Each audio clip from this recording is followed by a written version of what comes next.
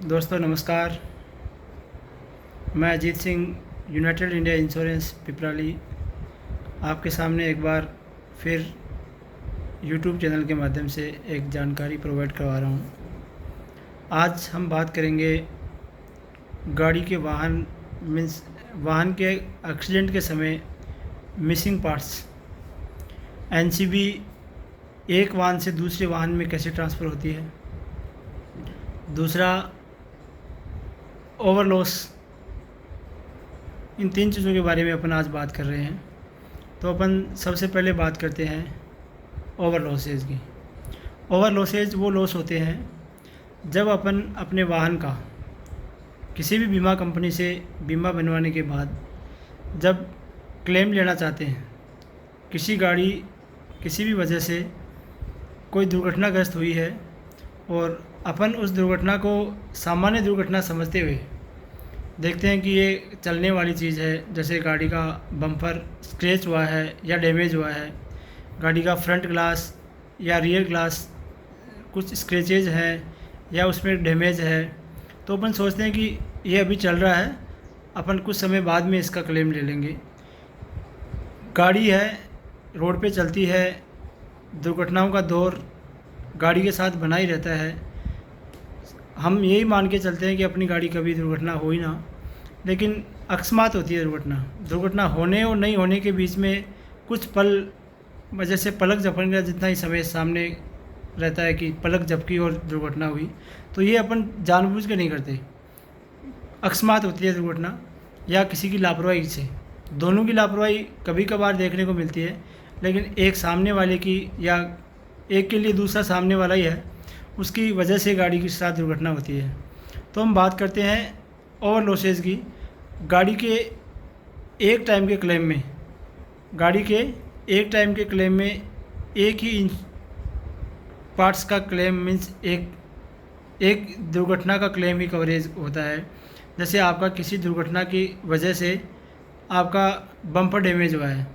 या front glass damage हुआ है, तो आप एक समय में एक क्लेम कर सकते हैं। मीन्स जैसे आज की तारीख में आपका गाड़ी का ग्लास डैमेज हो गया, आप गाड़ी को 15 दिन तक चला रहे हैं, उसी दौरान आपकी गाड़ी से पीछे से किसी दूसरी गाड़ी ने टक्कर मार दी, तो बीमा कंपनी आपको आगे का और पीछे का दोनों का क्लेम एक साथ नहीं देगी, क्योंकि जब पीछे वाली गाड़ी ने टक्कर मारी है तो आगे वाला शीशा टूटना स्वाभाविक संभावना नहीं बनती। बहुत रेयर केस में जब आपने गाड़ी को पीछे से किसी गाड़ी ने टक्कर मारी है तो गाड़ी आगे की तरफ पुश होती है, और जब सर्वे इस बात को जस्टिफाई नहीं कर पाता कि गाड़ी में एक्सीडेंट हुआ कैसे है और ये एक ही दुर्घटना के पार्ट्स हैं, तब तो बीमा कंपनी आपको क्लेम दे पाएगी, अन्यथा नहीं देगी। तो मेरा सभी ग्राहकों से, सभी मोटर वाहन मालिकों से अनुरोध है कि कभी भी जब गाड़ी का क्लेम लें तो एक क्लेम को वन टाइम में कंप्लीट कर लें, दूसरा क्लेम आने का इंतज़ार ना करें, क्योंकि जब गाड़ी की क्लेम की स्थिति ओवरलॉस में जाती है, जैसे आपका बम्पर डैमेज है, फाटक डैमेज है, फेंडर डैमेज है, कोई गाड़ी का पार्ट्स जो पहले से डैमेज है, आप उसको लिए घूम रहे हैं, उसी दौरान कोई दूसरा एक्सीडेंट हो गया या दूसरी दुर्घटना की वजह से आपकी गाड़ी में दूसरा नुकसान हो गया, तो बीमा कंपनी सभी नुकसान को एक साथ कवर नहीं करती कि आप इकट्ठे करते जाओ, हम आपको आने वाले समय में क्लेम दे देंगे, ऐसा नहीं होता। तो मैं आप सभी से यही बताऊंगा कि जब गाड़ी का बीमा करवाएं तो उसको सावधानी से रखें, ताकि आपको अगले साल, आने वाले साल में बीमा कंपनी पहली साल में 20% एनसीबी का जो क्राइटेरिया है वो देती है। ये छूट क्रमशः बढ़ती जाती है और ये 5 साल में चलकर 50% तक चली जाती है, जैसे 20%, 25%, 35, 45 और 50, यूँ ये क्राइटेरिया चलता रहता है। दूसरा मैं बात करता हूँ मिसिंग पार्ट्स की। मिसिंग पार्ट्स ये होता है, जैसे कभी कभार गाड़ी किसी गाय या अन्य किसी वाहन से टकराकर या किसी भी दुर्घटना से गाड़ी संबंध रखती है, उस दुर्घटना के दौरान गाड़ी का कोई पार्ट्स, पूरा का पूरा पार्ट्स, जैसे गाड़ी का फ्रंट बम्पर है, साइड ग्लास है या और भी कोई पार्ट्स है जो टूट के गिर ही गया, या गाड़ी की हेडलाइट है जो मतलब कुछ पार्ट्स भी गाड़ी के साथ नहीं रहे और पूरा का पूरा पार्ट्स निकल के ही बाहर निकल गया, तो सभी ग्राहकों से अनुरोध करता हूँ कि वो पार्ट्स को क्लेम के समय बीमा कंपनी को सूचना देने के बाद जब गाड़ी आपकी वर्कशॉप पे हो तो टूटे हुए पार्ट्स वहाँ अवेलेबल होना चाहिए, चाहे वो ग्लास ही क्यों ना हो, टूटा हुआ ग्लास तो टूटा हुआ उपलब्ध करवाएं, आपके पास कुछ स्क्रैच की स्थिति में है तो स्क्रैच की स्थिति में उपलब्ध कराएं। यूँ नहीं कि उसको कहीं जहाँ दुर्घटना हुई है वहीं के वहीं रास्ते के अंदर ही छोड़ देंगे अपन, तो अपन रास्ते में इस चीज़ों को ना छोड़ें। अपने को ये सारी चीज़ें गाड़ी के साथ ही वर्कशॉप तक लेके जानी है, ताकि बीमा कंपनी अपने को अपनी पॉलिसी के पूरे लाभ दे सके। बीमा कंपनी ये सोच के नहीं पेमेंट काटती है कि आपने ये पार्ट्स नहीं दिए, सर्वेयर अलाउ नहीं करते हैं, उनकी क्राइटेरिया हैं, दायरे हैं। जब आपने अपनी गाड़ी का पार्ट्स उपलब्ध ही नहीं करवाया तो सर्वेयर इस बात को कैसे जस्टिफाई कर पाएगा कि क्या आपका पार्ट्स टूटा हुआ था। हो सकता है आपने पार्ट्स खोल के रख दिया हो, ज़रूरी थोड़ी है कि पार्ट्स टूटा है। लेकिन अगर टूटा है और आपने गाड़ी के पार्ट्स के साथ मतलब गाड़ी के साथ में पार्ट्स को वर्कशॉप तक पहुंचाया है तो बीमा कंपनी आपको क्लेम देगी। कुछ केसेज में जैसे गाड़ी के साथ मेजर एक्सीडेंट हुआ है तो भी गाड़ी के पार्ट्स टूटा हुआ पार्ट्स आधा टूट गया, आधा लटक रहा है साथ में, या आधा पहले से उसमें कहीं नट बोल्ट में फंसा हुआ है, तो मानने वाली स्थिति है कि कुछ तो आप साथ में आया, पूरा नहीं ले आने में सक्षम रहे। लेकिन जब दुर्घटना के केस में एफआईआर लॉज होती है और ऐसी स्थिति में बाय द वे कोई पार्ट्स मिस भी हो जाता है, तो ऐसी स्थिति में जब एफआईआर है तब आपको बीमा कंपनी इस क्लेम से देने में इनकार नहीं कर सकेगी। लेकिन अगर आपके पास लॉस भी है, आप पार्ट्स को छोड़ भी आए रास्ते में जहाँ दुर्घटना हुई थी और आप वर्कशॉप तक नहीं ला पाए, तो बीमा कंपनी आपको क्लेम नहीं देगी, क्योंकि जो सर्वेयर रिपोर्ट है वो आपके पास उसको मिसिंग पार्ट्स के नाम पे आपको ये बीमा कंपनी क्लेम प्रोवाइड नहीं करवाएगी। तीसरा जो चीज़ है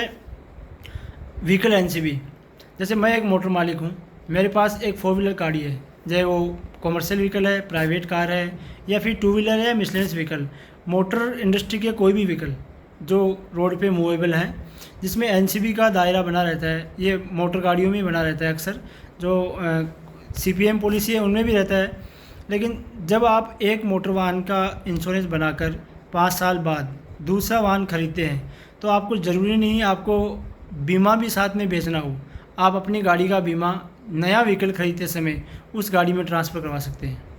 आप अपनी गाड़ी का बीमा नया व्हीकल खरीदते समय उस गाड़ी में ट्रांसफ़र करवा सकते हैं। इसको आप इस रूप में समझें, जैसे आपकी गाड़ी की इंश्योरेंस बनाने के बाद आपने कोई क्लेम नहीं लिया, आपकी गाड़ी में 50% एनसीबी का दायरा है, आपने गाड़ी का सेल आउट का मूड बनाया कि मैं मेरी फॉर्च्यूनर को, क्रेटा को, स्कॉर्पियो को, जो भी मार्केट में गाड़ियाँ अवेलेबल हैं, टाटा मोटर्स की है, कोई गाड़ी किसी भी कंपनी की हो, कोई फ़र्क नहीं पड़ता, आपके पास जो गाड़ी है उस गाड़ी को आपने सेल का पर्पज़ से गाड़ी बेच दी, आपने गाड़ी का पैसा ले लिया, आप बीमा नहीं बेचना चाहते। ये एक नियम है कि आप गाड़ी का बीमा साथ में नहीं बेच रहे हैं, गाड़ी का बीमा आपने रख लिया, आप नया व्हीकल परचेज़ करना चाह रहे हैं, तो आपको जो ऑन डैमेज कवरेज के जो डिस्काउंट मिलते हैं, इनके अलावा आपको एनसीबी का 50% क्राइटेरिया है तो 50, 35, 25, 45 जो भी क्राइटेरिया में आप आ रहे हैं वो डिस्काउंट आपको नई गाड़ी खरीदते समय भी मिलेगा। उसमें आपको वही पॉलिसी सेम सेगमेंट की होनी चाहिए। मोटरसाइकिल 150 सीसी तक की है तो 50, कार 1000 सीसी की है तो 1000 सीसी, कार 1000 अबव 1500 सीसी के बीच के दायरे की है तो वो, 1500 सीसी से अबव है तो वो, मतलब क्लास ऑफ व्हीकल सेम होना चाहिए। उसी कंडीशन में आपको बीमा कंपनी वो एनसीबी प्रोवाइड दूसरी गाड़ी में करवाएगी। जब आप नया व्हीकल खरीद रहे हैं तो आप बीमा चाहें तो नहीं बेच सकते हैं साथ में, अगर बीमा बेचा है तो आपको नहीं देगी बीमा कंपनी एनसीबी की सुविधा। आप इस रूप में समझें, जब आपने मोटरसाइकिल में 50% एनसीबी का दायरा ले रखा है और आप एक स्कॉर्पियो खरीदने जा रहे हैं और आप कह रहे हैं कि मैंने मोटरसाइकिल बेच दी और मैं स्कॉर्पियो खरीद रहा हूँ, तो मुझे बीमा कंपनी 50% एनसीबी दे दे क्योंकि मैंने मोटरसाइकिल की पॉलिसी नहीं बेची है साथ में। ये सेगमेंट वहाँ काम नहीं करेगा क्योंकि आपने क्लास ऑफ व्हीकल चेंज कर रहे हो। आपका 2 व्हीलर है तो आपको 2 व्हीलर में ही वो एनसीबी का दायरा मिलेगा। आपका 4 व्हीलर है तो 4 व्हीलर में class of vehicle CC power जो क्यूबिक कैपेसिटी गाड़ी की है, जैसे 1000 सीसी के दायरे के अंदर की है, फिर 1500 सीसी के अंदर की है, फिर 1500 सीसी से अबव। तो जिस सेगमेंट की गाड़ी खरीद रहे हैं उसी सेगमेंट की गाड़ी आपने सेल आउट की है और उस गाड़ी में एनसीबी है तो अगली गाड़ी में एनसीबी मिल पाएगी। हमने आपने से आज 3 चीज़ों के बारे में बात की। पहला था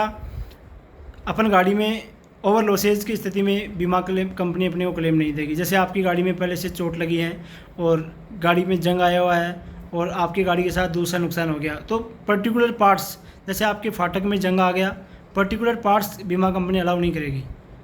बीमा कंपनी क्या सर्वेयर अलाउ करके बीमा कंपनी को पेमेंट करने के लिए मतलब सलाह ही नहीं देगा कि सर हम इस अमुक अमुक गाड़ी के साथ जो दुर्घटना हुई है इसको अपन ये पेमेंट करें, क्योंकि वो ओवर लॉस की स्थिति में है, आपका ये पुराना लॉस है। ऐसे कह के आपके सामने ऐसी चीज़ें आई भी होंगी, और भी फ्यूचर में कोई चीज़ सवाल आती है तो आप मेरे से कमेंट्स करें कि कौन सी गाड़ी में क्या दायरा रहता है बीमा करवाने के बाद क्लेम का, तो मैं आपको इस बारे में और गहन अध्ययन करके या और अन्य आपके पास सोर्स जुटा के आपको जानकारी देंगे। और दूसरा अपने बात किया था मिसिंग पार्ट्स की, तो गाड़ी के एक्सीडेंट के समय जो पार्ट्स छूट जाता है उसको कृपया वहाँ न छोड़ें और वर्कशॉप तक पहुँचाएं ताकि आपको गाड़ी का पूरा क्लेम मिल सके। तीसरी अपन बात करें व्हीकल एनसीबी ट्रांसफ़र की। व्हीकल एनसीबी ट्रांसफ़र अगर आपने गाड़ी का बीमा गाड़ी के साथ नहीं बेचा है तो आप व्हीकल एनसीबी ट्रांसफ़र करवा सकते हैं, सेम व्हीकल सेम क्लास के लिए। धन्यवाद।